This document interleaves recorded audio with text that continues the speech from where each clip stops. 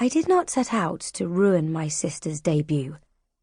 Indeed, there were any number of things I deliberately did not do that day. I did not pray for rain as I knelt in the small chapel of our London townhouse that morning, the cold of the floor seeping into my bones. Instead, I listened to Mamma's petition for successful spells and sunshine. Peeking through my lashes at Catherine's smug face, I yearned to ask for disquiet, disorder, and torrential downpours, calamitous words that might have eased a little the restless crawling in my heart. But I swallowed the words unsaid. Even should God heed such a treacherous prayer, my father would not. Though Papa's weather magic would cost him a headache, my sister would dance under clear skies. I did not argue with Catherine when she banned me from the ballroom where she and Papa laid the final grounding for her illusions while Mamma supervised the servants. "You'll break my concentration and spoil my spells," she said, though it had been years since I had spoiled anyone's spell, accidentally or otherwise. But then I did not go to the schoolroom, where I was expected to improve my sketching while my brother James studied his Latin. Instead, I lingered, Mamma would say loitered, in the lower hall, watching the servants scurry back and forth with their brooms and buckets and cleaning cloths, in feverish preparation for the ball. I did not rest, as Catherine did. Because of those omissions, I was in the hallway when Lord Frederick Markson Worthing came calling. I heard Freddie's signature knock, 2 short, 3 long, and my heart leapt. Barren reached the door first and set me a cross look down his long nose.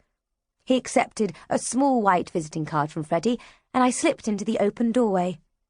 "Lord Markson Worthing!" I smiled up at him, remembering just in time to use his formal name. "Won't you come in?" I didn't have to look at Barton to know his brows were lowering. Our butler disapproved of forwardness in general, and of me in particular. Freddie returned my smile, his gloved hands tightening around the bouquet of roses he carried. "Thank you, Miss Anna.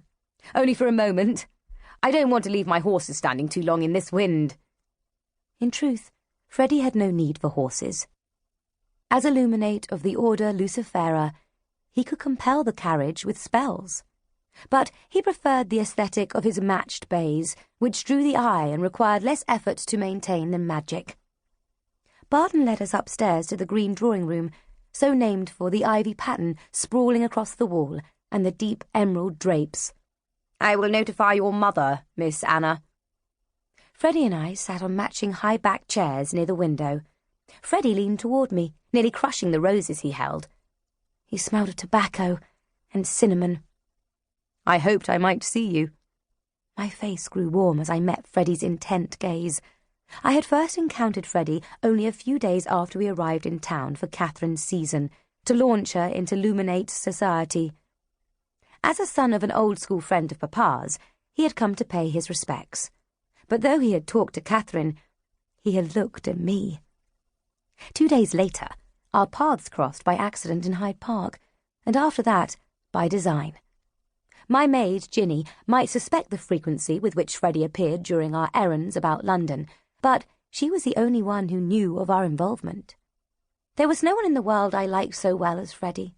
I admired the way his honey-coloured hair curled a little above the collar of his coat.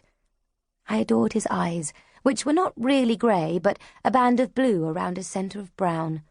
And I loved him for the way the corners of his lips trembled when he was impassioned, when he spoke about his plans for a seat in the Luminate-led Parliament, or his dreams of a salon in London where Luminate could mingle freely with artists, poets, politicians, and scientists, where wit would trump magic and ideals would matter more than money. There was little room in the real world for people like me, but there might be room in Freddie's. We would be a good match, equals in passion and intelligence. I would bring the money his family lacked. He would provide the magic I lacked. "I have something I want to say to you. Will you be at the ball tonight?" "I am not yet out," I reminded him, "and Mamma does not trust me around magic." "Then meet me. In the herb garden. At midnight." The heat in my cheeks deepened. I rearranged my skirts, pretending a composure I did not feel. "Very well." "Good girl." Freddie stood then and adjusted his top hat. "I must go." He thrust the flowers at me, roses of a red so deep their centres were almost black. The petals spilled over my fingers like blood. I watched him walk away, admiring the straight line of his back. In the doorway, Freddie spun around to face me. "The flowers are for Catherine. See that she gets them, will you?"